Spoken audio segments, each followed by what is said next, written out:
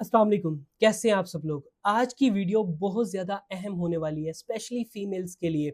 और आपको इन चीज़ों को थोड़ा सा समझना भी ज़रूरी है। जो कि पेरेंट्स हैं उनको अपने बच्चों के लिए समझना ज़रूरी है। अगर कोई बड़ी बहन है तो छोटी बहनों के लिए ये बात समझना बहुत ज़्यादा ज़रूरी है। बाकी पेरेंट्स जो वालिद है या भाई है, उनके लिए भी ये वीडियो कहीं ना कहीं इम्पोर्टेंट हो सकती है। लेकिन कुछ लोगों की ये वीडियो अगेंस्ट भी होगी, क्योंकि इस वीडियो का कहीं ना कहीं फ़ायदा है लड़कियों को, तो कहीं ना कहीं नुकसान भी होगा। अब वीडियो क्या है कि रेप के केसेस में, जब रेप होता है तो उसके केसेस में अगर एफआईआर डिले हो तो उसका कोई इफेक्ट नहीं होगा।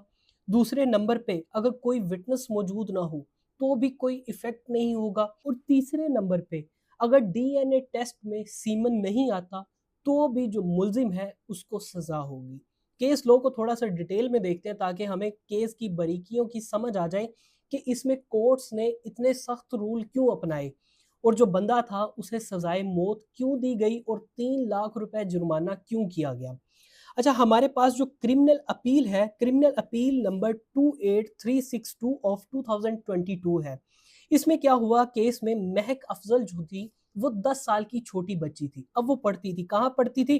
गवर्नमेंट गर्ल्स हाई स्कूल में वो पढ़ती थी। जो ये गवर्नमेंट के स्कूल्स होते हैं इनमें ये चीज़ें काफ़ी ज़्यादा आम होती हैं। मतलब रेप वगैरह के चांसेस या फिर थ्रेट्स, इस तरह के ब्लैकमेलिंग, ये बहुत ज़्यादा आम होता है। तो अगर आपका बच्चा इन स्कूलों कॉलेजों में जाता है जो कि गवर्नमेंट के हैं तो वहाँ पर आपको नज़रसानी की ज़रूरत है। वहाँ पे बहुत ही ध्यान करना पड़ता है।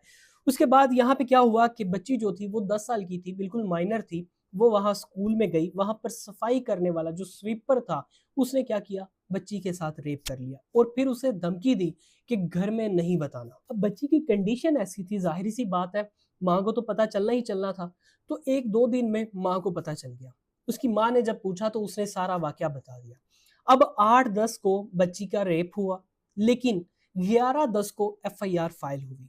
दूसरे नंबर पे इसमें डिले तो हुआ, 2 दिन का डिले था। उसके बाद जो मेडिकल हुआ, जाहिर सी बात है 2 दिन का डिले था, तो मेडिकल टेस्ट करवाया गया। मेडिकल टेस्ट में सीमन नहीं आया। उसके बाद क्या हुआ, 2 दिन हो चुके थे, इस वजह सीमन नहीं आया। तीसरे नंबर पे विटनेस कोई भी मौजूद नहीं था, विटनेस कोई नहीं मिला था। यहाँ पर अब कोर्ट ने हर चीज को एक्सप्लेन किया कि क्या क्या इफेक्ट हो सकते हैं। एफआईआर की डिले पर कोर्ट ने इस चीज को कंसीडर किया कि सोसाइटल प्रेशर होता है, सोसाइटी का प्रेशर होता है एक बंदे पे। जाहिर सी बात है जिसका रेप हुआ, हमारी सोसाइटी ऐसी है कि एक किसी का रेप हुआ और ऊपर से हम उसे बुरी निगाहों से देख रहे होते हैं। तो ये सोसाइटल प्रेशर था, फियर था, खौफ होता है कि हमारी बच्ची को कुछ हो ना जाए या अगला बंदा जो है वो ना कुछ कर दे। इस तरह का खौफ भी होता है, विक्टिम ब्लेमिंग भी होती है। रिश्तेदार आके कह रहे होते हैं आपकी बेटी का रेप हो गया, ये हो गया, वो हो गया, ये वहां पे गई क्यों, लड़कियों को तो घर से बाहर ही नहीं जाना चाहिए। ये सारी चीजें जो है वो विक्टिम ब्लेमिंग में आता है कि विक्टिम पहले ही वो शिकार हुई है रेप का, इमोशनल डैमेज हो गई है, साइकोलॉजिकल डैमेज हो गई है और ऊपर से उसे ही ताने दिए जाते हैं।